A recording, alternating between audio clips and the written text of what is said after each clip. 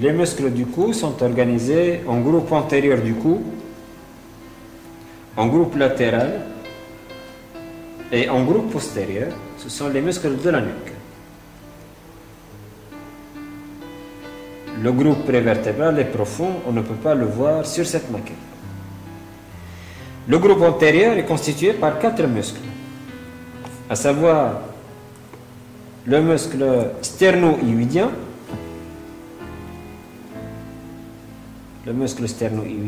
qui prend son origine à partir de la face postérieure du manubrium sternal, se dirige en haut et en dedans et se termine sur le corps de l'os hyoïde.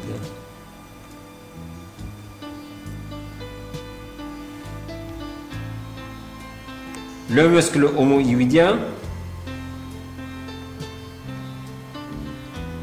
muscle constitué par 2 ventres, un ventre inférieur horizontal, un ventre supérieur oblique, relié par un tendon intermédiaire caché par le passage du muscle sternocléidomastoïdien.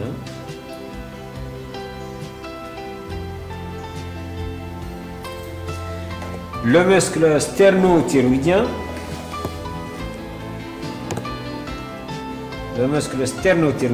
qui prend son origine à partir de la face postérieure du manubrium sternal, se dirige en haut et en dehors pour se terminer sur la face latérale du cartilage thyroïde.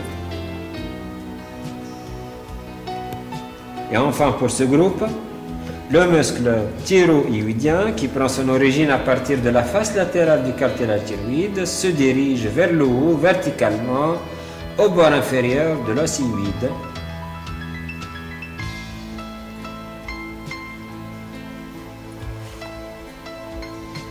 Ces muscles sont innervés par l'anse cervicale.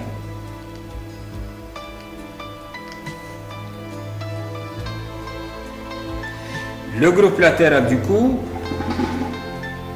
se constitue par 2 plans, un plan superficiel, c'est le muscle sternocléidomastoïdien, avec ses faisceaux d'origine sternale et d'origine claviculaire. Le muscle se dirige haut, en arrière et en dehors et se termine au niveau de la région mastoïdienne.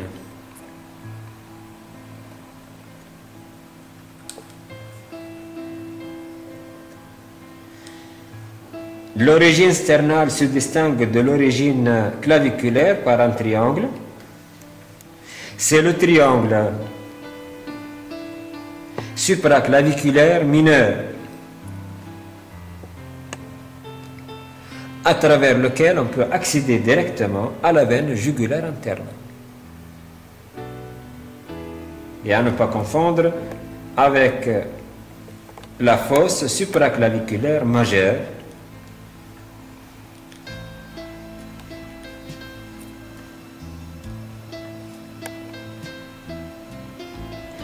Le plan profond du groupe latéral se constitue par les muscles scalènes.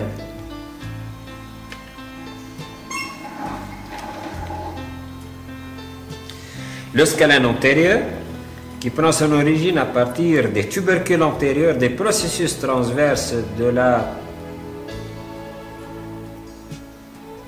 3e à la 6e vertèbre cervicale et se termine sur la face supérieure de la première côte. Le scalène moyen prend son origine à partir de l'incisure intertuberculaire des processus transverses de la vertèbre cervicale numéro 2, l'axis, jusqu'à la vertèbre numéro 6 et se dirige vers la face supérieure de la première côte.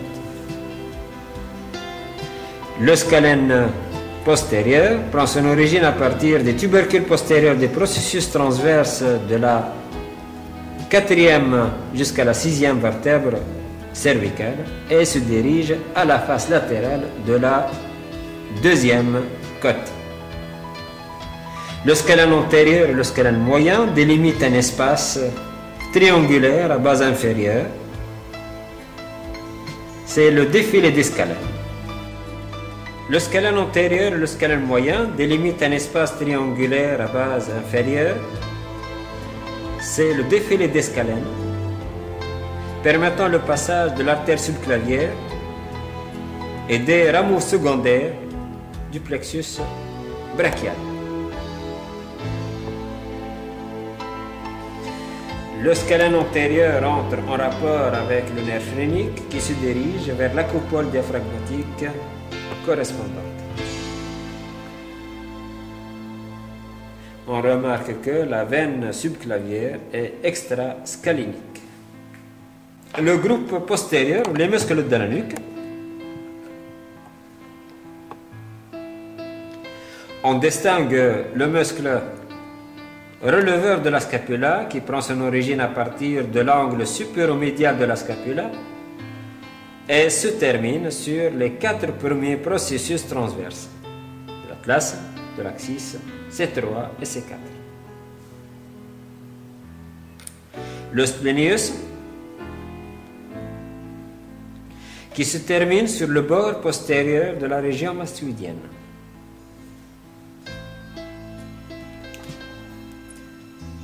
Le semi-épineux qui se termine entre les 2 lignes nucales supérieures et inférieures. Le trapèze